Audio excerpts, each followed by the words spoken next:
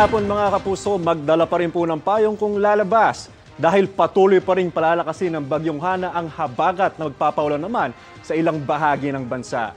Ayon sa Pag-asa, naglandfall na sa Taiwan ng bagyo na huling namataan ng Pag-asa sa layong 245 kilometers hilagang kanluran ng Itbayat, Batanes. Nakataas pa rin ang signal number 1 sa Batanes at Babuyan Islands. Mamayang gabi o bukas ng umaga ay inaasahang lalabas na ng Philippine Area of Responsibility ang bagyo. Base naman sa rainfall forecast ng Metro Weather, halos buong Luzon makakaranas ng malalakas na pag-ulan.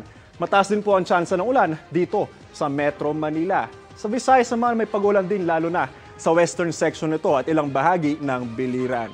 Pagdating naman ng hapon na may pag-ulan na rin sa Cagayan de Oro at ilang bahagi ng Northern Mindanao, kasama po dyan ang Caraga Region.